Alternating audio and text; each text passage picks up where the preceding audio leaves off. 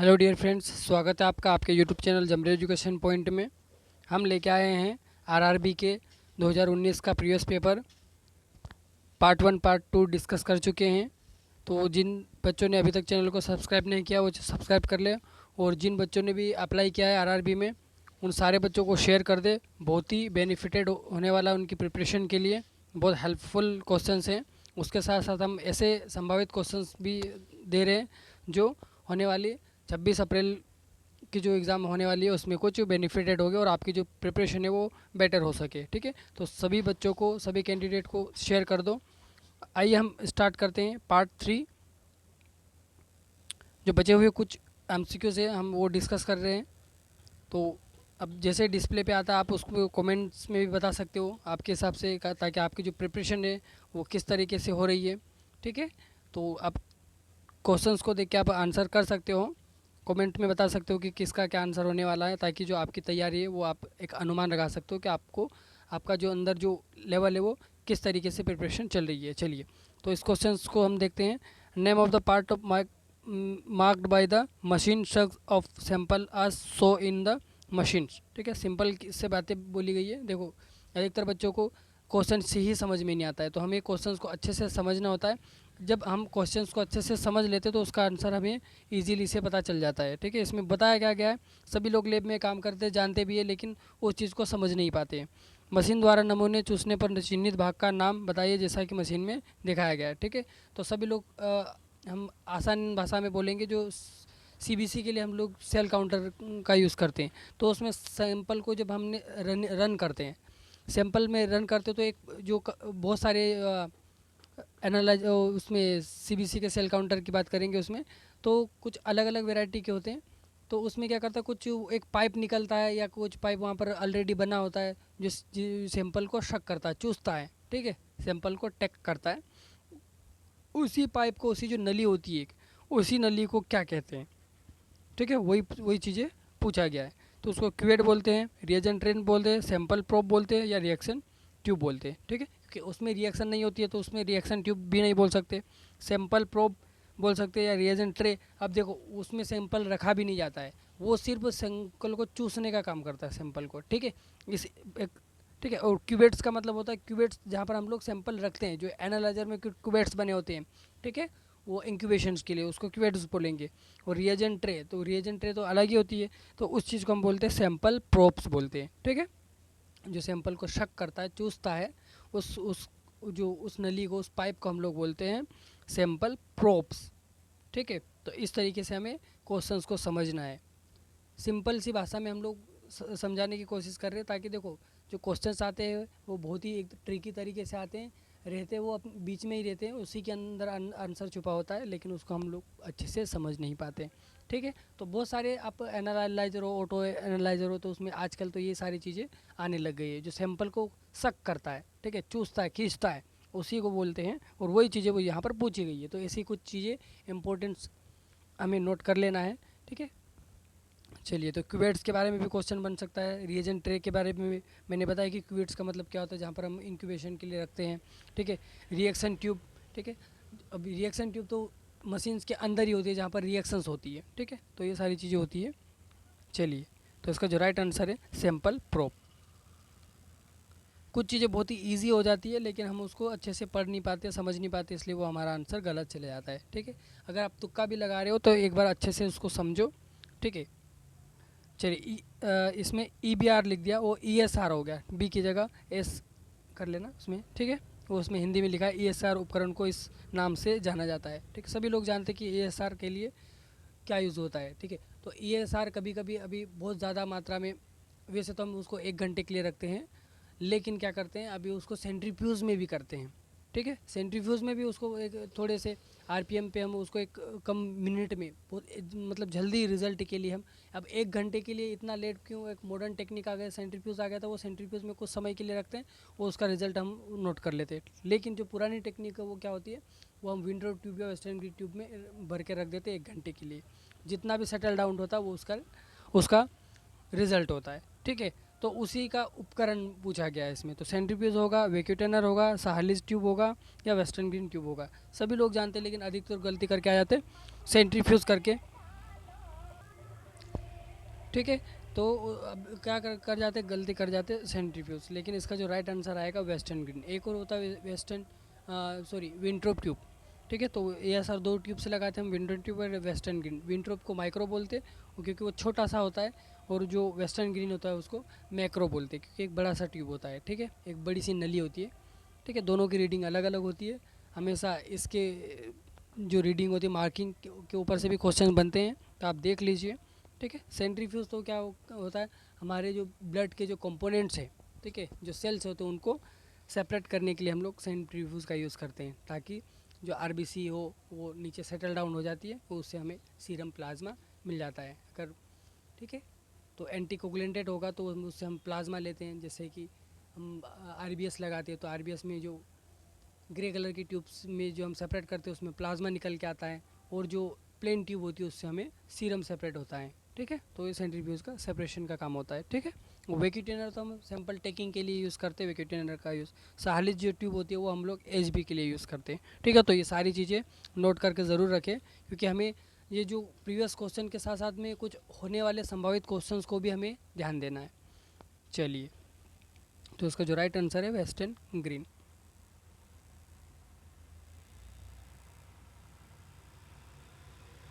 चलिए, इसका आंसर फटाफट बताएंगे कि in which of the following stain method only methylene blue या कार्बल फ्यूजन इज यूज्ड। ठीक है, मतलब दोनों में से कोई सा भी एक ही यूज़ करेंगे। ऐसा कौन सा स्टेनिंग है, इसमें हिंदी में भी बताया गया कि निम्नलिखित में से किस अभिरंजक विधि में केवल मिथिलिन ब्लू या कार्बल फ्यूचर्स का ही उपयोग किया जाता है। तो सुप्रावाइटल स्टेन के लिए, पास स्टेंस के लिए, सिंपल स्टेनिंग के लिए, लिस्मान स्टेंस के लिए। ठीक है, तो सुप्रावाइटल स्टेनिंग के लिए तो मिथिलिन ब्लू यूज़ होता है। ठीक है, और भी इसके साथ में रिएजेंट यूज़ होते हैं। पास स्टेन, इसमें भी, इसमें तो पास स्टेन में भी अलग यू होते हैं, लेकिन ठीक है, जो सिंपल स्टेनिंग में सिर्फ एक ही बोला गया इसमें, केवल। अब जो सिंपल स्टेनिंग होती है उसमें केवल एक ही स्टेनिंग होगी। ठीक है, या तो मिथिलेन ब्लू होगा या तो कार्बल फ्यूचर्स होगा। ठीक है, उसमें से दोनों में से कोई सा एक ही होगा, तो वो हमारा सिंपल साधारण अभिरंजक है, सिंपल स्टेनिंग। ठीक है, बाकी में तो अलग अलग जो रिएजेंट्स है वो स्टेनिंग है वो यूज़ होंगे। चलिए, तो इसका जो राइट आंसर है सी, सिंपल स्टेन में, क्योंकि सिंपल का बोल दिया तो ओबियसली समझ में आ ही रहा होगा, सिंपल बोल दिया तो कोई एक ही होगा।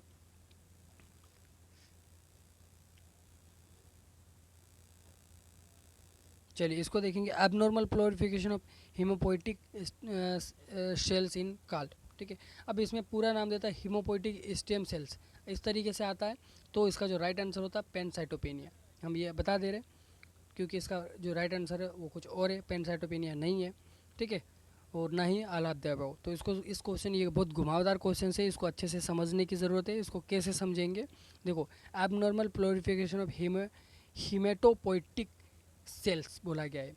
ठीक है, तो उस कंडीशन को क्या बोलते हैं, पैनसाइटोपेनिया बोलेंगे, ल्यूकेमिया बोलेंगे, एनीमिया बोलते हैं, या आलापदेव। तो बच्चे, अधिकतर बच्चे, क्योंकि वो पढ़े होते हैं कि जो अगर सभी सेल्स का फॉर्मेशन नहीं हो रहा है, ठीक है, अगर totally cells RBC, WBC, platelet सभी का अगर हीमेटोपोइटिक में का उसका फॉर्मेशन ही नहीं हो रहा है, तो उसको पैनसाइटोपेनिया बोलते हैं।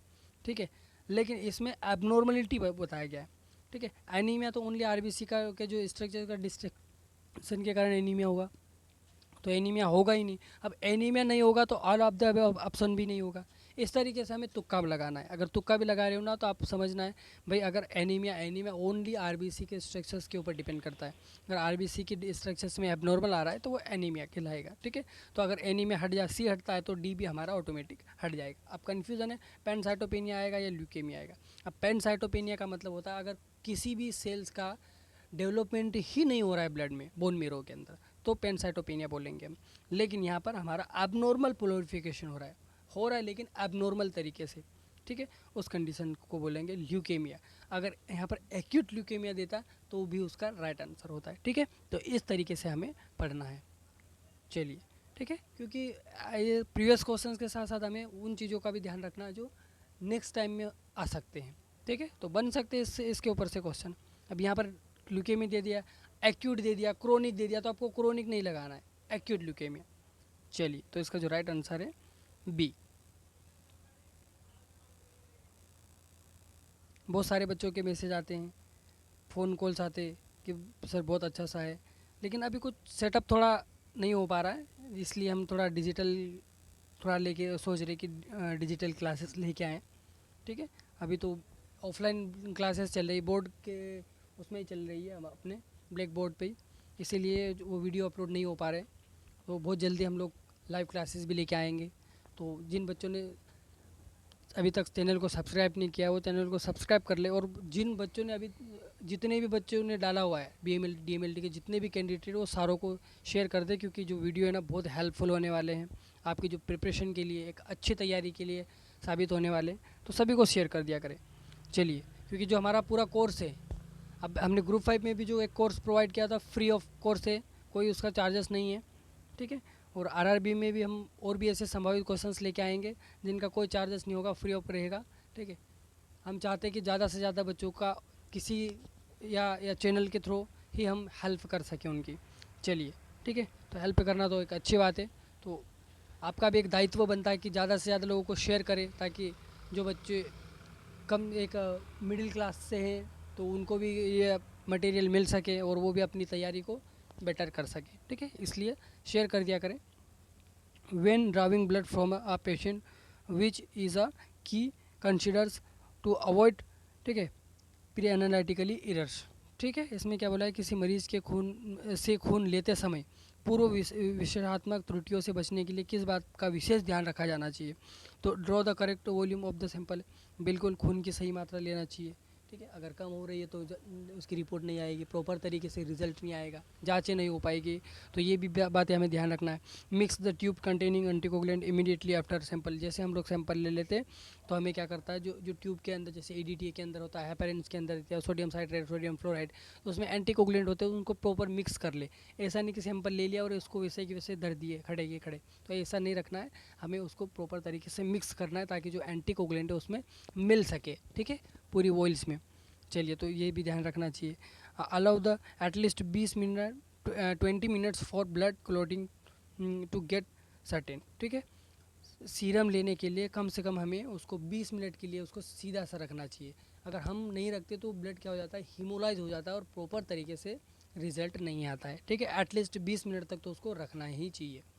ठीक है, क्योंकि सीरम लेने के लिए खून का थक्का बनने हेतु कम से कम 20 मिनट का समय दे, उसके बाद ही हम उसको सीरम सेपरेट करो। जैसे सैंपल ले लिया, डायरेक्ट हमें सेंट्रीफ्यूज नहीं करना होता है, सैंपल लेने के 20 मिनट बाद ही जो हम प्लेन ट्यूब में लेते हैं या फ्लोराइड में लेते हैं उनको सेंट्रीफ्यूज सडनली नहीं करना चाहिए। सैंपल लेने के बाद में उसको 20 कम से कम 20 मिनट तक रखो, उसके बाद उसको सेंट्रीफ्यूज करना चाहिए। ठीक है, तो वही सारी चीज़ें इसमें पूछी गई है, बताई गई है। तो जो इसका जो राइट आंसर है ऑल ऑफ द अबव, क्योंकि सारी चीज़ें हमारे लीगल है। ठीक है, नहीं तो कुछ ना कुछ एरर आ सकते हैं, तो इसलिए इसका विशेषणात्मक त्रुटियों से बचने के लिए, ठीक है, कोई भी हमारे जो एबनॉर्मल या प्रॉपर रिजल्ट के लिए हमें इन बातों का ध्यान रखना चाहिए। ठीक है, तो इसका जो राइट आंसर है डी। चलिए, इसका तो आंसर ही आ गया है। ठीक है, और वैसे भी क्वेश्चन बहुत ईजी था कि which one of the following test does not form part of the glucose tolerant test. GTT के लिए कौन सा टेस्ट नहीं है भाई। हम लोग फास्टिंग ब्लड शुगर करवाते हैं, बिल्कुल करवाते हैं। ब्लड यूरिया कहीं से कहीं करते हैं। ब्लड यूरिया हम यूरिया टेस्ट के लिए ही करवाते हैं। ठीक है, जो कि हमारा किडनी फंक्शन टेस्ट में आता है, जिसको हम RFT या KFT बोलते हैं। ठीक है, रीनल फंक्शन टेस्ट या किडनी फंक्शन टेस्ट के अंदर हमारा ब्लड यूरिया आता है। ठीक है, ग्लूकोज हमारा, लेकिन इसमें देखो फास्टिंग ब्लड ग्लूकोज बिल्कुल आता है। 1 आवर्स ब्लड ग्लूकोज बिल्कुल, 1 घंटे के बाद भी हमें करते हैं। यूरिन रिड्यूसिंग शुगर बिल्कुल, यूरिन में भी हमें करके देखना होता है। तो ये सारी चीज़ें GTT में आती है। ठीक है, लेकिन हमारा ब्लड यूरिया इसका राइट आंसर नहीं है, क्योंकि ब्लड यूरिया हमारा KFT या RFT के अंदर आता है। ठीक है, सीधा सा आंसर जानने से भी कोई मतलब नहीं है, उसका हमें पता है कि ये आंसर कैसे आया, क्यों आया। तो अगर किसी के मन में भी अगर ऐसे सवाल आते हैं तो वो 100% आप किसी भी एग्ज़ाम को फाइट कर सकते हो, क्योंकि आपके मन में ये सारी चीज़ें आना चाहिए। प्रश्न आता है तो ये प्रश्न आया तो क्यों आया, कैसे आया। ठीक है, ये चीज़ें हमारे मन में चलना चाहिए। ठीक है, तो ये बहुत ही इंपॉर्टेंट चीज़ होती है। Sample used for platelet counting. ठीक है, तो देखो इस तरीके से क्वेश्चंस आते हैं, तो हमें कन्फ्यूज़न नहीं होना है। देखो पढ़ लिए, सभी सिलेबस पढ़ लिए और फिर सिलेक्शन नहीं हो रहा है, तो सिलेक्शन उन बच्चों का नहीं हो पाता है जो सोचते नहीं है। ठीक है, जिनके मन में प्रश्न नहीं होते, जिनके मन में प्रश्न होते उनके आंसर भी उनको पता हो जाता है, क्योंकि उनको वो क्या होते हैं, वो एक्साइटेड होते हैं क्वेश्चंस को जानने के लिए। ठीक है, तो सैंपल यूज्ड फॉर प्लेटलेट के लिए, तो बिंबाणु की गणना के लिए इस्तेमाल किए जाने वाला नमूना होता है serum, EDTA blood, citrated blood या प्लाज्मा। ठीक है, तो प्लेटलेट के लिए हम क्या यूज़ करते हैं, सीरम नहीं यूज़ करते, इसके लिए हम लोग यूज़ करते हैं ईडीटी।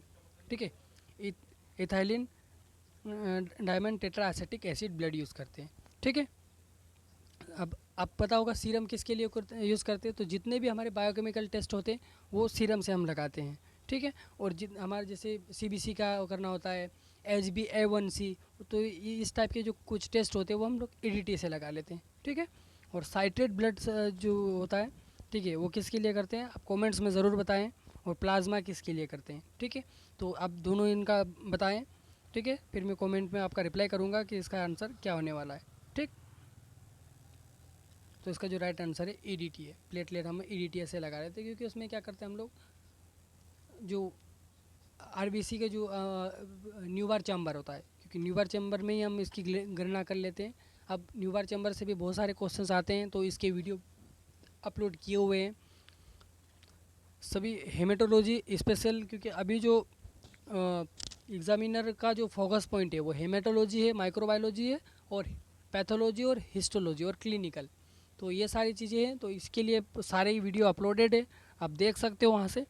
ठीक है, सारे एकदम ट्रिक है, न्यू ट्रिक के माध्यम से सब वीडियो अपलोडेड है, आप वहाँ से वॉच कर सकते हो, और आप भी उसकी आपकी जो प्रिपरेशन है वो बेटर कर सकते हो। ठीक है, क्योंकि इसके ऊपर सेल काउंटर के ऊपर से बहुत अच्छा वीडियो अपलोडेड है, तो वहाँ से आप देख सकते हो। चलिए देखो, क्वेश्चन बहुत इजी होते हैं, लेकिन वो ट्रिक के तरीके से होते हैं, तो वो भी एक भाई हर किसी को अब इतना कंपटीशन बढ़ गया है, तो वो भी एक दिमाग से खेलने की कोशिश करते हैं, और हम भी वही, हम उनका दिमाग को आंकने की कोशिश करते हैं कि वो किस तरीके से सोचते हैं। अगर हम ये सारी चीज़ें समझ जाते हैं कि एग्ज़ामिनर क्या सोचता है, अगर हम उस तरीके से सोचने लग जाते हैं, तो हम आप 100% सक्सेस हो जाओगे।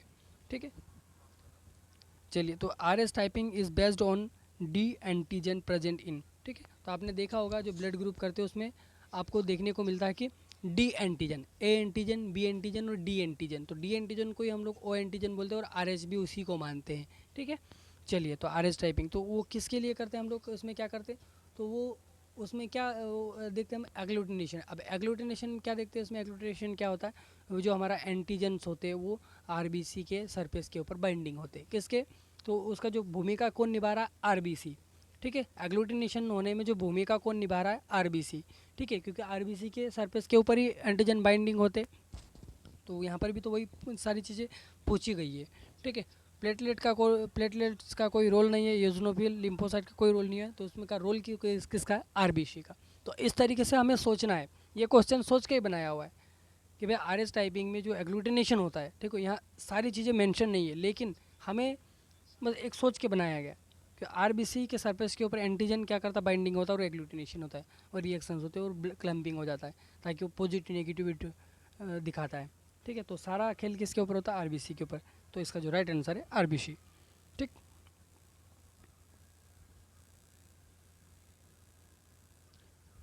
चलिए, the reagent used in the estimation of bilirubin. ठीक है, बिलीरुबिन के लिए इसमें क्या बोलता है, द रिएजेंट यूज्ड, तो हम बिलीरुबिन लगाते हैं, जॉइंटिस के लिए लगाते हैं, तो कौन सा रिएजेंट यूज़ करते हैं, urease reagent, diazo reagent, methylene reagent, या परऑक्साइड रिएजेंट। ठीक है, तब ध्यान दें कि जो यूरियाज रिएजेंट, तो वो तो यूरिया के लिए लगाते हैं। ठीक है, अब डाया जो है रिएजेंट, या methylene blue reagent, methylene reagent से, या परऑक्सीडेज। अब तो परऑक्सीडेज रिएजेंट किस में लगा यूज़ करते हैं हम लोग, ग्लूकोज के लिए, जीओडी आपने सुना होगा। ठीक है, जीओडी रिएक्शन, तो उसमें पीओडी है, परऑक्सीडाइज, वो हमारा ग्लूकोज के लिए लगाते हैं। ठीक है, मिथाइलिन तो एक स्टेनिंग है, इसलिए इसका भी, ये भी राइट आंसर नहीं आएगा।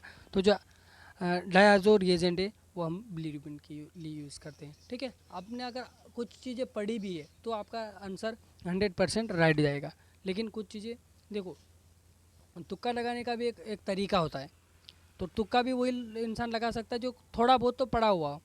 ठीक है, तो वो क्या हुआ, 2-3 क्वेश्चन, 2-3 ऑब्जेक्टिव उसके पढ़े हुए आ रहे हो, बाकी नहीं आ रहे, दो में अब अगर कन्फ्यूजन है तो वो सोच सकता है भाई यूरियाज रिएजेंट यूरियाज के लिए लगाते हैं, पर ऑक्सीडेज रिएजेंट ग्लूकोज के लिए लगाते हैं, और मिथिलीन क्या है, मिथाइलिन तो एक स्टेनिंग है तो इसलिए उसको अवॉइड करेगा, और जो राइट आंसर जाएगा डायाजो रिएक्शन। इस तरीके से तुक्के लगाया जाता है।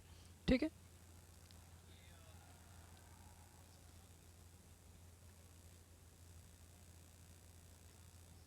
चलिए ठीक है।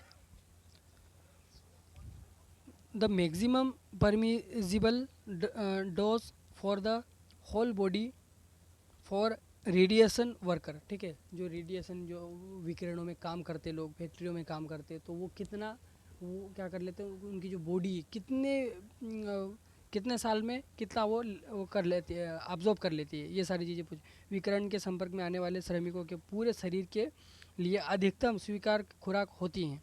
ठीक है, तो बेचारे वो वर्ष के हिसाब से एक बताया गया है कि वो लगभग 5 साल में, ठीक है, 5 MREM रेडिएशन वो खा चुके होते हैं। ठीक है, ये थोड़ा एक जनरल नॉलेज का टाइप का क्वेश्चन है, लेकिन ये हमारे क्या सब्जेक्ट को रिलेट करते हैं, हम उसको नकार नहीं सकते हैं। ठीक है, ये हमारे एक मेडिकल फील्ड को ही एक क्या को रिलेट करते हैं, ये हमारी बॉडी के ऊपर ही जो रेडिएशन की बात हो रही है, तो ये इस तरीके से क्वेश्चंस आते हैं। ये थोड़ा आउट ऑफ हो जाते हैं, लेकिन हम इसको आउट ऑफ नहीं मानते।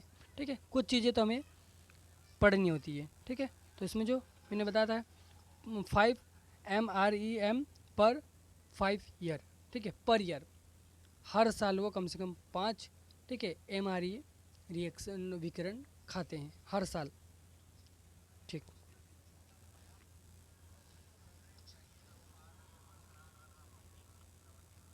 चलिए, स्टेनिंग ऑफ माइकोबैक्टीरियम लिप्राई रिक्वायरमेंट। ठीक है, तो चलिए, स्टेनिंग ऑफ माइकोबैक्टीरियम लिप्राई रिक्वायरमेंट, इसमें क्या, इसमें बहुत एक विशेष ध्यान देना है। जैसे इसमें अभी अधिकतर माइकोबैक्टीरियम ट्यूबरकुलोसिस के बारे में पूछा गया था, तो उसके सारे जो रिएजेंट कार्बन फीचर्स हो, सल्फ्यूरिक एसिड हो, ठीक है, या सैप्रेनिन हो, वो सब के सब इम्पोर्टेंट्स हैं। अब उनकी कंसनट्रेशन, उनके परसेंटेज ज़रूर याद करके रख लें। इसमें लिप्राई का पूछा गया, सल्फ्यूरिक एसिड के बारे में पूछा गया, तो कितना यूज़ करेंगे। तो आपको पता है जैसे कि अगर माइकोबैक्टीरियम ट्यूबरकुलोसिस की बात करेंगे तो वहाँ पर 25% हम सल्फ्यूरिक एसिड यूज़ करते हैं, लेकिन जब लिप्राई की बात आ रही है तो उसमें ओनली हम 5% सल्फ्यूरिक एसिड यूज़ करते हैं। ठीक है, तो ध्यान दें, ये बहुत हर बार हर चाहे वो ग्रुप 5 हो चाहे RRB हो, हर साल हर एग्ज़ाम में पूछा जाता है ये क्वेश्चन। ठीक है, 5% सल्फ्यूरिक एसिड हम लिप्राई में यूज़ करेंगे, और माइकोबैक्टीरियम ट्यूबरकुलोसिस में हम लोग उसको 25% सल्फ्यूरिक एसिड का यूज़ करते हैं। ठीक है, और सल्फ्यूरिक एसिड क्यों यूज़ करते हैं, ये डिक्लोराइज के लिए यूज़ करते हैं। अब ऐसे क्वेश्चन तो नहीं आते हैं। कार्बल फोचस की बात करेंगे तो ये प्राइमरी स्ट्रेंथ है, सल्फ्यूरिक एसिड हम डिक्लोराइज एजेंट है। ठीक है, और जो हमारा सफेनिन है वो हमारा काउंटर स्टेनिंग है। इस तरीके से बनते हैं क्वेश्चन। ठीक है, तो ये सारी चीज़ें भी आप ध्यान दें। तो इसका जो राइट आंसर है 5% sulphuric acid. The phenomenons of change of liquid into vapours at any temperature below it boiling point is called. ठीक है, किसी द्रव को इसके कथनांक से नीचे किसी भी ताप पर वाष्प में बदलने की प्रक्रिया को क्या कहते हैं। संघनन बोलते हैं, वाष्पन बोलते हैं, वर्षण बोलते हैं, या ऊर्ध्वाधर पातित बोलते हैं। ठीक है, तो इसको ध्यान देना है कि इसको क्या बोलते हैं। तो उसका जो राइट आंसर है हमारा वाष्पन बोलते हैं। ठीक है, क्योंकि वाष्प में उड़ रहा है। ठीक है, एक जो किसी कोई भी लिक्विड है, अब उसका उसको अगर हम हीट करते हैं तो उसमें से जो भाप निकलती है, तो उसमें जो का उसको जो पानी क्या होता है, वो जो भाप क्या बन रही है, एक वाष्प के रूप में उड़ रहा है। ठीक है, उसका पतन हो रहा है, वो कम हो रहा है। ठीक है, उस चीज़ को बोलेंगे वाष्पन, इवोपोरेशन बोलते हैं। ये क्वेश्चन तो इजी है। इसमें क्या पूछते हैं, what is the symbol of element of aluminium, ये तो सभी लोग जानते हैं। ठीक है, Al उसका सिंबल से। तो आप और कम से कम 10 से 12 या 15 का जो एलिमेंट है, जो मेन एलिमेंट है, मैग्नीशियम है, आयरन है, जिंक है, ठीक है, सोडियम पोटेशियम, इन सारी चीज़ों का, क्योंकि देखो कुछ चीज़ें ऐसी है तो उसका जो रिलेट नहीं करते। जैसे सोडियम की बात करते हैं तो सोडियम का N है, सभी लोगों को पता है, लेकिन मैं एक ट्रिक के माध्यम से बता रहा हूँ। एक, क्योंकि जैसे पोटेशियम की बात करते तो पोटेशियम पी से आना चाहिए, लेकिन उसका जो सिंबल है के, तो ऐसे हम लोग कन्फ्यूज़न हो जाते हैं। तो ये कुछ चीज़ें आप ज़रूर याद कर लें, क्योंकि वो पूछे जाते हैं। ठीक है, तो एल्यूमिनियम का तो AL आप सभी लोग जानते ही हो। ठीक है, कभी कभी बहुत इजी क्वेश्चंस आ जाते हैं, लेकिन कन्फ्यूज़न हो जाते हैं हम लोग। विच one of the following is not a solid culture media. ठीक है, तो कल्चर मीडिया के, माइक्रोबायोलॉजी के तो एक से बढ़कर एक लेक्चर अपलोडेड है। ठीक है, फैसिलिटी थोड़ी उतनी अच्छी नहीं है, लेकिन जो आपको मटेरियल दिया गया है, जो नॉलेज है, वो आपको बेस्ट मिलने वाला सारे के सारे वीडियो में आप ज़रूर वॉच करें। क्योंकि माइक्रोबायोलॉजी का तो हमने, जैसे कि अभी मैंने भी अभी 2 से 3 बार एग्ज़ाम दिए, तो सारे के सारे में क्वालिफाई हो चुका हूँ, सिलेक्टेड हूँ। ठीक है, माइक्रोबायोलॉजी तो मेरा फेवरेट है, एक भी क्वेश्चन नहीं जाता है, बाय चांस एक आध क्वेश्चन जाता है, लेकिन माइक्रो में 100% रहता है मेरा रिजल्ट। ठीक है, इसीलिए मैं माइक्रो के ऊपर बहुत फोकस करता हूँ। ठीक है, हालांकि मैंने 3 एग्ज़ाम को, तीनों एग्ज़ाम मैंने फ़ाइट करी है, सिलेक्टेड भी हो गया हूँ। ठीक है, तो जो माइक्रो के वीडियो है, मैंने पर्सनली वीडियो बना के रखे हैं सभी के, माइक्रोबायोलॉजी के, हिस्टोलॉजी के, हेमेटोलॉजी के, सभी के वीडियो अपलोडेड है। बहुत एकदम बेस्ट एक ट्रिक के साथ में समझाया हुआ है। ठीक है, आप ज़रूर विज़िट करें, सारे के सारे वीडियो वॉच करें, ताकि जो आपकी जो प्रिपरेशन है वो बेटर तरीके से हो सके। ठीक है, तो उसमें देखना माइक्रो में कितना एक आपको एक बेसिक से आपको एक डीप लेवल तक समझाया गया है। उसी तरह के हिस्टोलॉजी हुआ, और क्लिनिकल का भी आप पर्सनली डाला गया है, CSF स्टूल्स, ठीक है, यूरिन, पास, सीमेन, ये सभी के पर्सनली MCQs और वीडियो डले हुए हैं। तो आप ज़रूर विज़िट करें चैनल पे, और ये सारी चीज़ें आपकी जो प्रिपरेशन है उसको बेटर करें। ठीक है, क्योंकि इसमें MCQs में हम इतना एक्सप्लेन नहीं कर पाते उतना वहाँ पर एक्सप्लेन एकदम न्यू ट्रिक के साथ में। चलिए, तो इसमें क्या पूछा गया था कि सॉलिड कल्चर नहीं है। तब सॉलिड का मतलब होता है जिसमें भाई अगार है वो सॉलिड है, और ब्रोथ है वो लिक्विड है। तो जहाँ जहाँ अगार है वो तो सॉलिड होगा, ब्लड अगार ये सॉलिड है, न्यूट्रेंट अगार ये भी सॉलिड है, लेकिन जो सेलेनियम एप ब्रोथ है, ठीक है, ब्रोथ का मतलब होता है लिक्विड है। ठीक है, ब्रोथ का मतलब लिक्विड, और अगार मतलब अगार क्या, अगार का सॉलिडिफाई एजेंट है। ठीक है, तो अगार को ही हम बोलते हैं सॉलिडिफाई एजेंट। ठीक है, तो जहाँ पर अगार होगा वो तो सॉलिड ही होगा, और जहाँ पर ब्रोथ होगा वो लिक्विड होगा। तो जो सेलेनाइन एप ब्रोथ है वो लिक्विड फॉर्म में। ठीक है, तो इसका जो राइट आंसर है हमारा सी हो जाएगा।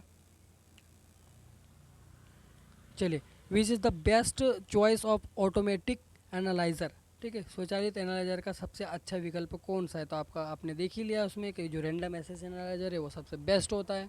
ठीक है, तो अब उसका आंसर तो आ ही गया है इसमें। ठीक है, जो रैंडम एक्सेस एनालाइजर है वो सबसे बेस्ट एनालाइजर माना जाता है। चलिए,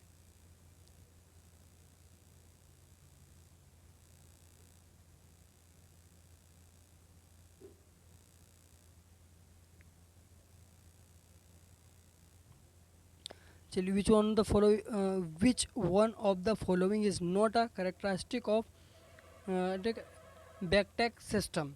निम्नलिखित में से कौन सी बैकटेक प्रणाली की विशेषता नहीं है? The section of culture bottle depend on the clinical history of the patient. ठीक है, कल्चर की बोतलें का चयन रोगी के नैदानिक इतिहास पर निर्भर करता है। या बैक्टीरियल सब cultures can be processed the identification of organism based on biochemical reaction. जैव रासायनिक प्रतिक्रियाओं के आधार पर जीवों की पहचान के लिए जीवाणु संबंधित रॉप कल्चर का संसाधित किया जा सकता है। या biochemical analyse result are not display, जैव रसायन विशेषण परिणाम दिखाई नहीं देते। या इट्स यूजेस, ठीक है, मिनिएचराइज्ड बायोकेमिकल स्ट्रिप्स या लघु जैव रासायनिक पट्टियों का उपयोग करता है। ठीक है, तो इसमें क्या क्या पूछा गया है? इसमें प्रणाली विशेषता नहीं है। तो बाकी सारी चीज़ें भाई जो हमने फर्स्ट लाइन पढ़ी है वो भी इसके लिए की जाती है, लेकिन इसमें जो एक बात बताई गई कि वो बायोकेमिकल जो एनालिसिस जो रिजल्ट होता है वो डिस्प्ले पे नहीं दिखता है, तो डिस्प्ले पे दिखता है। ठीक है, तो ये विशेषता नहीं है, इसमें नोट लिख दिया है। ठीक है, क्योंकि विशेषता है, ये हमारा जो रिजल्ट होता है वो हमें डिस्प्ले पे शो होता है। ठीक है, तो इसका जो राइट आंसर है सी है।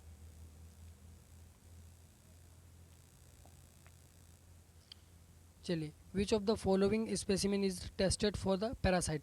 निम्नलिखित में से किस नमूने का परीक्षण परजीवी के लिए किया जाता है? भाई परजीवी के लिए तो यूरिन का सैंपल भी लेते हैं, ब्लड, क्योंकि जो पैरासाइट होते हैं वो यूरिन पैरासाइट भी होते हैं, यूरिन के अंदर भी पैरासाइट देखने को मिलते हैं, और ब्लड के अंदर भी देखने को मिलते हैं, और स्टूल्स के अंदर भी देखने को मिलते हैं। ठीक है, तो इसका जो राइट आंसर है हमारा सी, यूरिन एंड ब्लड, मूत्र और रक्त दोनों।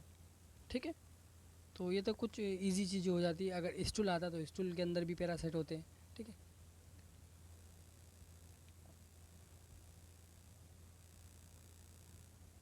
चलिए, which sample is not suitable for electrolyte analyse. ठीक है, जो इलेक्ट्रोलाइट्स होते हैं हमारे, सोडियम, पोटेशियम, ठीक है, क्लोराइड, तो ये सारी चीज़ें इलेक्ट्रोलाइट्स के अंदर आती है। तो उसके लिए कौन सा सैंपल यूज़ होता है, लेकिन इसमें नहीं पूछा गया, सुइटेबल नहीं है। ठीक है, आपको पता ही है कि हम इलेक्ट्रोलाइट किससे लगाते हैं, सीरम से लगाते हैं। ठीक है, तो ये तो कैप में भी आ जाता है, लेकिन अलग से डॉक्टर इलेक्ट्रोलाइट लिखवाते हैं, सोडियम पोटेशियम के लिए अलग से प्रिस्क्रिप्शन देता है वो। ठीक है, तो वो जो उसके लिए जो सैंपल लेते हैं हम प्लेन ट्यूब में लेते हैं। ठीक है, सीरम सेपरेट करके लगाते हैं। ठीक है, तो सीरम तो हमारा यूज़ होता है, लेकिन सीरम भी यूज़ होता है, आर्टियल ब्लड भी यूज़ कर सकते हैं, होल ब्लड भी बिल्कुल यूज़ कर सकते हैं हम लोग। ठीक है, होल ब्लड ही तो लेते हैं हम लोग। ठीक है, उसी से हम सीरम सेपरेट करते हैं, तो ये ऑप्शन। लेकिन जो हिमोलाइज्ड सैंपल होते हैं, ठीक है, इसलिए अभी ऊपर जो बात हुई थी कि जो सैंपल लेते समय हमें एंटीकोगुलेंट में प्रॉपर तरीके से मिक्स करना चाहिए, तो बिल्कुल उसको मिक्स करना चाहिए। लेकिन अगर हम जैसे कि और हमने सैंपल ले लिया और सडनली उसको सेंट्रीफ्यूज कर देंगे, तो वो सैंपल क्या हो जाएगा, हिमोलाइज हो जाएगा, तो वो हमारा कोई काम का नहीं है। आप इलेक्ट्रोलाइट तो क्या कोई सा भी टेस्ट नहीं लगा सकते हो। ठीक है, तो जो हेमोलाइज्ड ब्लड होता है वो हम इलेक्ट्रोलाइट के लिए यूज़ नहीं करते हैं। ठीक है, तो इसका जो राइट आंसर है A. The acid haematin method of estimation of haemoglobin is known as. ठीक है, इसके ऊपर से बहुत क्वेश्चंस बने हैं, बहुत सारे क्वेश्चंस बने हैं, आप ज़रूर अच्छे से पढ़ें। ठीक है, क्योंकि ये जो क्वेश्चन हर बार पूछा जाता है हीमोग्लोबिन का, कहीं ना कहीं से कोई विधि के ऊपर से, रिएजेंट्स के ऊपर से।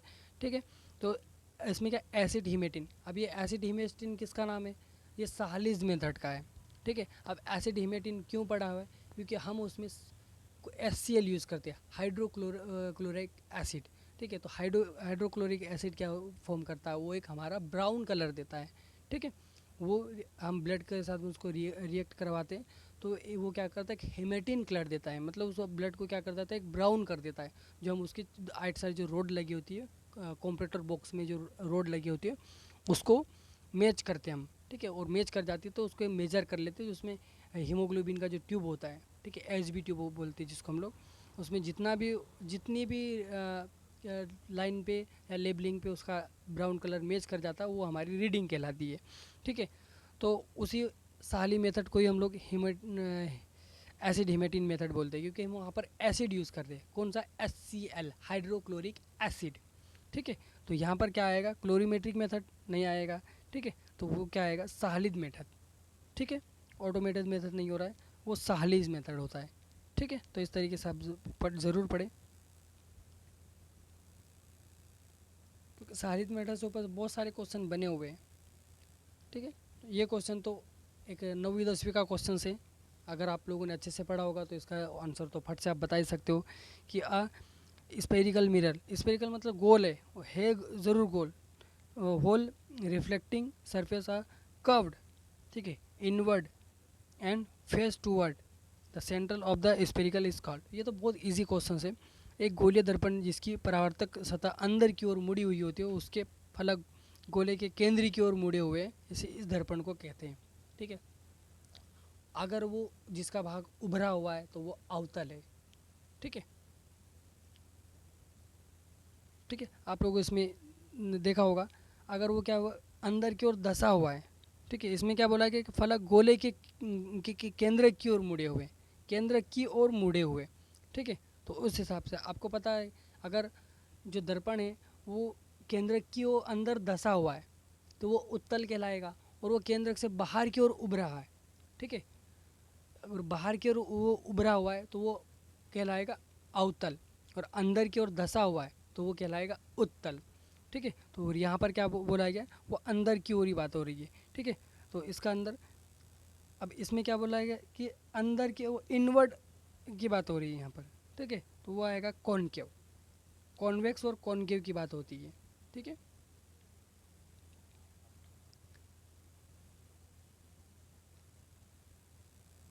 चलिए चलिए, तो इसका जो राइट आंसर है हमारा ए। बस दो ही चीज़ें याद रखना, अगर अंदर की ओर धंसा हुआ है, ठीक है, तो उत्तल, और बाहर की ओर उभरा हुआ है तो वो आ जाएगा हमारा अवतल। चलिए, ठीक है,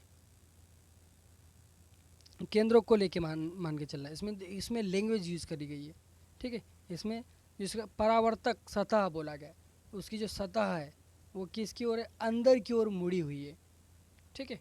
अगर वो एक लैंग्वेज यूज होता है, यहाँ पर लैंग्वेज एक थोड़ी टफ लैंग्वेज यूज़ की गई है, इसलिए इसको आपको समझ में नहीं आ रहा होगा, ठीक है। अब 9वीं 10वीं में तो हम लोगों को क्या बोलते हैं, उसकी सतह वो अंदर की ओर है या सतह वो बाहर की ओर है, इस तरीके से हम समझ जाते हैं। लेकिन इसमें क्या बोला गया कि गोलीय दर्पण क्या है, गोल गोल है, ठीक है, लेकिन उसकी परावर्तक सतह अंदर की ओर मुड़ी हुई है, और उसकी जो फलक गोले के केंद्रक की ओर मुड़े हुए हैं, ठीक है। थोड़ा और इसमें घुमाने की बात हो रही है, इसलिए इसका जो वो कॉनकेव है, ठीक है। जो गोले की ओर अगर केंद्र की ओर मुड़ी हुई है तो वो अवतल, ठीक है, और बाहर की ओर अगर मुड़ी होगी तो वो कॉन्वेक्स होगा।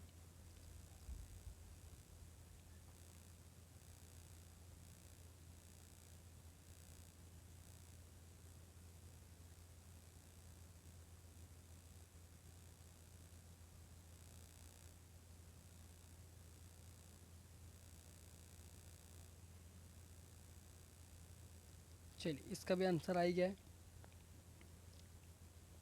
अ finger pick use to determine, finger pick का उपयोग निम्नलिखित में से किस के निर्धारण के लिए किया जाता है, तो ब्लीडिंग टाइम के लिए किया जाता है, प्रोथ्रोम्बोन टाइम पे के लिए किया जाता है, एपिडिटी के लिए किया जाता है, या नॉन ऑफ द।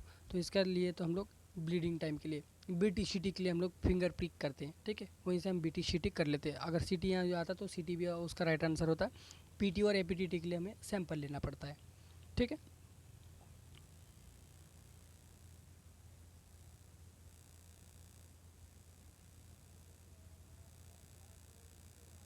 चलिए, which one of the following does not include in maintenance of biosafety cabins, work can be done near the front of the cabin, cabinet के सामने काम किया जा सकता है, या रेगुलर डिकॉन्टामिनेटेड शुड बी नियमित रूप से परिशोधन किया जाना चाहिए, या avoid bring hand and arm out of the cabinet wheel working, या काम करते समय कैबिनेट के हाथ और बाहर निकालने के से बचें, should not be loaded with unnecessary items, अनावश्यक वस्तुओं के साथ भरा नहीं होना चाहिए, ठीक है।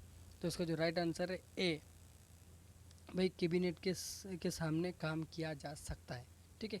उसमें क्या बोला गया, शामिल नहीं है, भाई कैबिनेट के सामने काम नहीं करना चाहिए, ठीक है। इसमें क्या बोला गया था कि निम्नलिखित में से कौन सा जैव सुरक्षा कैबिनेट्स के रखरखाव का शामिल में नहीं है, भाई हमें उसको नियमित रूप से क्या रेगुलर उसको डिकंटामिनेट करना चाहिए, बिल्कुल करना चाहिए, और जो क्या काम करते समय कैबिनेट से हाथ और बाहर बाहर निकालने से बचे, बिल्कुल बचना चाहिए, ठीक है।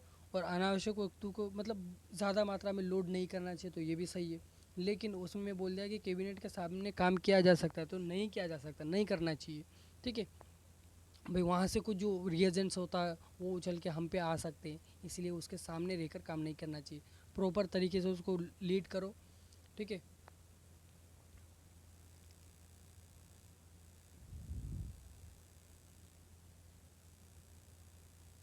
चलिए, synovial fluid is collected from the, ठीक है। अब साइनोवियल फ्लूइड कहाँ से कलेक्ट किया जा सकता है, जैसे हम लोग बोलते हैं कि थर्ड और फोर्थ वर्टिब्रा से लेते हैं, लेकिन इसमें वो चीज़ें ऑप्शन में नहीं है। तो प्लूरल कैविटी, एब्डोमेन, जॉइंट, या पेरिकार्डियम, ठीक है, कहाँ से लिया जा सकता क्या, तो ये सारी चीज़ें मैंने एक वीडियो बना हुआ है, CSF का जो वीडियो बना है वो बहुत ही अच्छे से पूरा, क्योंकि उसमें सारे MCQs भी आ जाएंगे, आपको आपकी प्रिपरेशन भी बहुत अच्छे से हो जाएगी। तो एक जो क्लिनिकल का जो रखा हुआ है प्लेलिस्ट बना हुआ है, ठीक है, हर एक चीज़ का प्लेलिस्ट बना हुआ है, तो आप जो क्लिनिकल पैथोलॉजी का जो प्लेलिस्ट है वो वहाँ पे आप CSF भी पढ़ सकते हो, और भी चीज़ें उसमें डली हुई है, क्योंकि CSF से रिलेटेड जितने भी क्वेश्चन है मैंने सारे यूरिन, ब्लड, सीमेन, तो हर एक के हिसाब से जितने भी क्वेश्चन बनते हैं, RRB हो या ग्रुप 5 हो या ICMR हो, ठीक है, तो जितने भी क्वेश्चन है वो पर्सनली सारे क्वेश्चन उसमें डले हुए हैं, तो आप वहाँ से जाके ज़रूर विजिट करो और देखो। प्लूरल कैविटी मैंने बताया था, प्लूरा मतलब होता है हमारा लंग्स से रिलेटेड। तो लेके लंग्स का जो के अंदर जो कैविटी होती है, मतलब वो जो लंग्स के ऊपर, ठीक है, प्लूरल कैविटी के अंदर ही लंग्स होते हैं, ताकि जो हमें प्रोटेक्ट करते हैं। जैसे कार्डियक हमारे हार्ट को पेरिकार्डियम प्रोटेक्ट करता है, उसी तरह जो प्लूरल कैविटी है उस कैविटी के अंदर ही लंग्स होते हैं, वो वही उसको प्रोटेक्ट करके रखती है। ठीक है, एब्डोमेन तो हमारा उधर हो गया। ठीक है, तो वहाँ से तो लेते ही नहीं, तो जो जॉइंट होता है, ठीक है, वैसे तो हम थर्ड और फोर्थ वर्टिब्रा से लेते हैं, लेकिन वो कहाँ से लेते हैं, जॉइंट से लेते हैं। ठीक है, जो CSF हम लोग साइनोवियल जो फ्लूइड होता है वो हम लोग जोड़ों से लेते हैं। ठीक है, वहीं तो साइनोवियल फ्लूइड होता है उसके जो स्पेस में। तो CSF के लिए आप ज़रूर पढ़ें, CSF का हम करेक्शन थर्ड और फोर्थ वर्टिब्रा से करते हैं, तो उसके सारे MCQ डले हुए हैं। ठीक है, तो साइनोवियल कहाँ से करते हैं हम लोग, जॉइंट से। साइनोवियल फ्लूइड कहाँ पर प्रेजेंट होता है, जॉइंट के अंदर।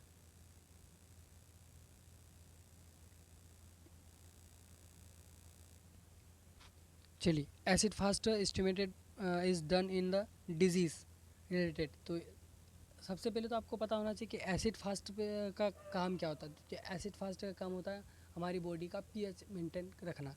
ठीक है, तो ये टेस्ट क्यों होता है, टेस्ट कौन सी बीमारी के लिए किया जाता है, तो इंटेस्टाइन के लिए, ब्रेन के लिए, प्रोस्टेट के लिए या थायराइड के लिए। तो ये जो हमारा प्रोस्टेट ग्लैंड होती है उसी को प्रोटेक्ट करने के लिए हम लोग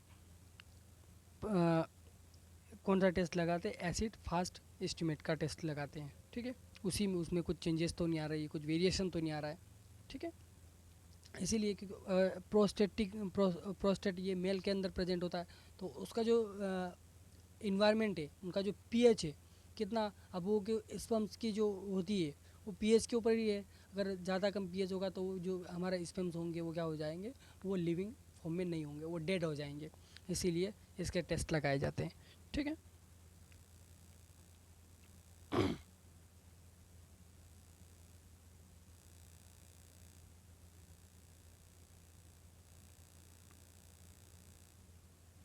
चलिए, what temperature is maintain in the incubation, bacterial incubation. तो आपको सभी को पता है कि हम बैक्टीरिया का जो इंक्यूबेटर्स होता है उसका जो टेम्परेचर होता है वो हमारे नॉर्मल एक 37 डिग्री सेल्सियस के बराबर ही होता है। जो हमारा बॉडी टेम्परेचर होता है वो भी 37 डिग्री सेल्सियस के ऊपर ही होता है। तो जो बेस्ट बैक्टीरिया जो ग्रो करते हैं वो भी 37 डिग्री सेल्सियस में। इस क्वेश्चन को आता है ग्रुप 5 में, ऐसा क्वेश्चन बना हुआ था कि जो बैक्टीरिया होता है वो किस टेम्परेचर में बेस्ट ग्रो करते हैं। ठीक है, तो बेस्ट ग्रो, क्योंकि जो इंक्यूबेशन का जो टेम्परेचर होता है इंक्यूबेटर का मशीन, जो इंक्यूबेटर होती है एक हमारा हॉट एयर ओवन जैसी होती है। ठीक है, तो उसका जो टेम्परेचर होता है वो भी 37 डिग्री सेल्सियस ही होता है। ठीक है, क्योंकि हमारा बॉडी टेम्परेचर जो हर एक जो बैक्टीरिया होता है वो 37 डिग्री सेल्सियस में बेस्ट ग्रो करता है।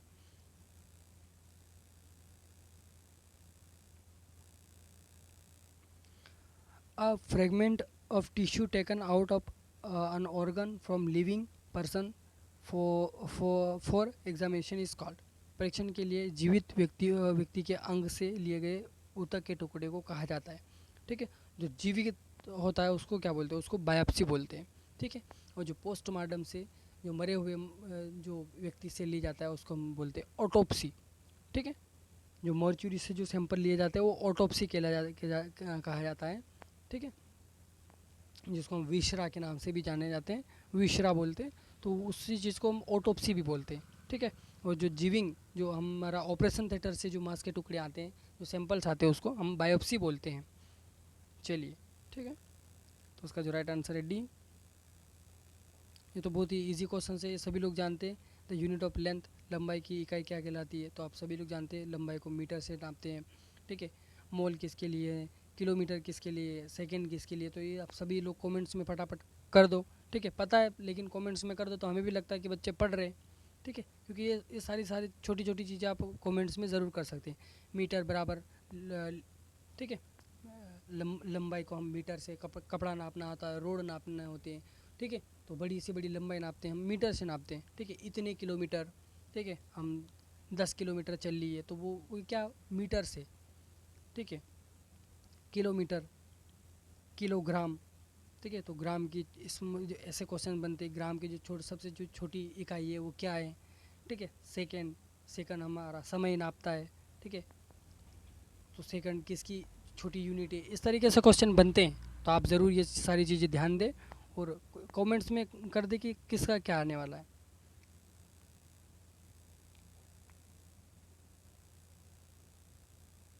चलिए, इसमें क्या बताया गया, what is the SI unit of frequency, आवर्त की SI इकाई क्या है। ठीक है, तो आवर्त तो सभी डायप्टर किसकी है।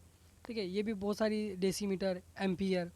ठीक है, तो SI यूनिट किसकी, आवर्ती की पूछी गई है। तो आवर्त का जो होता है हमारा, ठीक है, आवर्त का मतलब होता है जो का आप मेज देखते हो या किसी भी जैसे साउंड हमें नोट करना होता है तो हम हार्ड टच। ठीक है, तो आवर्ती की जो होती है उसमें एक लय देखना होता है। ठीक है, तरंग के रूप में, तो उसको हम, उसकी जो इकाई होती है वो हार्ड टच है। तो आप बाकी चीज़ों का कमेंट्स में बता सकते हो। डायोप्टर किसका है, किसकी इकाई है, डेसिबल, एम्पियर। ठीक है, तो जो विद्युत धारा की बात करते हैं तो एम्पियर। तो और भी बाकी चीज़ आप कमेंट्स में ज़रूर बता सकते हो। ठीक है, तो डायोप्टर किसका है, डायोप्टर का किसकी इकाई है। ठीक है, और डेसिबल किसकी इकाई है, तो आप कमेंट्स में ज़रूर बताएं। ठीक है, तो इसका जो राइट आंसर है बी।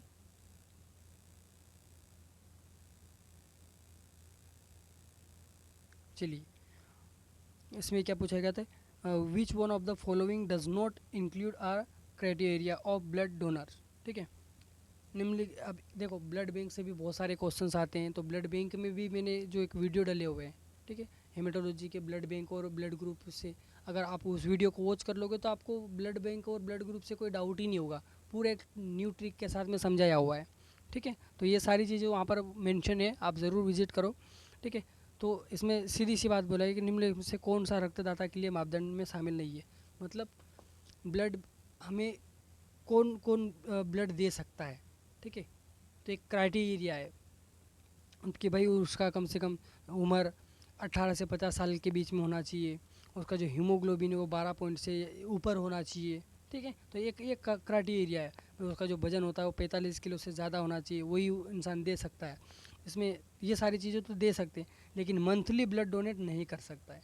ठीक है, क्योंकि जो ब्लड डोनेट का जो एक ड्यूरेशन होता है वो 3 महीने का अंतराल, वो 3 महीने के अंदर ही ब्लड दे सकता है। ठीक है, तो इसमें ये मापदंड नहीं है। बाकी तो इसमें सारे की सारी चीज़ें।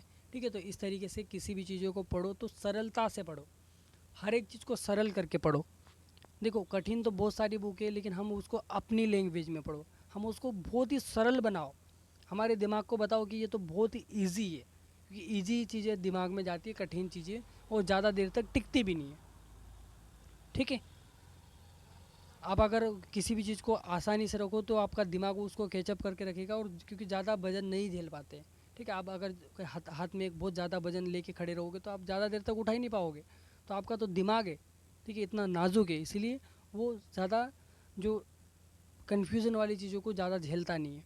इसलिए हर एक चीज़ों को, ऐसी चीज़ों को हम, जो आपका पढ़ाई का जो एक लय है उसको आप ईजी करके रखो, ईजी भाषा में समझो, खुद की लैंग्वेज में समझो। ठीक है, कि भाई जो हम रक्त देने वाला होता है, जो ब्लड डोनर होता है, वो उसकी जो उम्र होगी वो 18 से 50, क्योंकि ये एक बेसिक नॉलेज टाइप का है, 18 से 50 वाला ही दे सकता है। उसका हीमोग्लोबिन 12.5 पॉइंट से या 12 पॉइंट से ऊपर होना चाहिए। उसका वजन कम से कम 45 किलो से ज़्यादा ही होना चाहिए, और वो हर महीने नहीं दे सकता है, 3 महीने के अंतराल में दे सकता है। ठीक है, तो इस तरीके से आप क्वेश्चन को पढ़ के ना आप आपके दिमाग को बता सकते हो कि ये बहुत ईजी है। आपको इस तरीके से उसको स्टोर करके रखना है, तभी आप उसको एग्ज़ाम में अच्छे तरीके से सोल्व कर पाओगे, नहीं तो कन्फ्यूज़न हो जाओगे। ठीक है, तो इसका जो राइट आंसर है डी है। इसमें देखो नॉर्मल रेंज भी अधिकतर पूछी जाती है। तो इसमें क्या पूछेगा, the normal level of reticulocyte in adult, वयस्कों में रेटिकुलोसाइड का सामान्य स्तर कितना होता है, 2 to 4 % 5 to 6, या 0.5 to 2.5, या 4 to 5%। ठीक है, परसेंट में पूछा गया है। तो इसका जो राइट आंसर क्या होने वाला है, तो इसका आप कमेंट्स में ज़रूर बताओ। कमेंट्स कर दो तो हमें भी लगता है कि नहीं, बच्चे पढ़ रहे, रिस्पॉन्स कर रहे हैं। ठीक है, कुछ सीख रहे हैं। देखो, आपको क्वेश्चंस का आंसर ही करना एक आपका वो उद्देश्य नहीं होता है, और हमारा भी उद्देश्य क्वेश्चंस का आंसर करवाना ही नहीं होता, कमेंट्स करवाना ही नहीं होता है। लेकिन एक ये अंदाज़ा लगता है कि बच्चे किस हिसाब से पढ़ रहे हैं। आपको क्या दिक्कतें आ रही है वो भी आप कमेंट्स में कर सकते हो। किन सब्जेक्ट में किस तरीके से क्वेश्चन आप भूल जाते हो वो सारी चीज़ें आप कमेंट्स में बता सकते हो कि सर इस तरीके से क्वेश्चन हम भूल जाते हैं, पढ़ते तो लेकिन भूल जाते। तो आप ये सारी चीज़ें कमेंट्स में बताया करो, तो हमें उस तरीके से आपकी की जो प्रॉब्लम है वो सोल्व कर पाएंगे। ठीक है, क्योंकि बच्चे पूरा पढ़ लेते, सिलेबस पढ़ लेते और उनका सिलेक्शन नहीं हो पा रहा है, तो वो रीज़न यही है। ठीक है, तो उनके साथ यही है, क्योंकि वो जो चीज़ें उनको कठिन लगती है वो उनका दिमाग एक्सेप्ट नहीं कर पाता है। ठीक है, तो वो सारी चीज़ें आप कमेंट्स में बता दिया करें। ठीक है, या व्हाट्सअप ग्रुप जुड़ा हुआ है तो आप व्हाट्सअप ग्रुप में ऐड हो जाओ, वहाँ पर आपकी सारी जो प्रॉब्लम है वो शेयर करो। ठीक है, ठीक, तो इसका जो राइट आंसर क्या होने वाला है, इसका जो राइट आंसर है शी।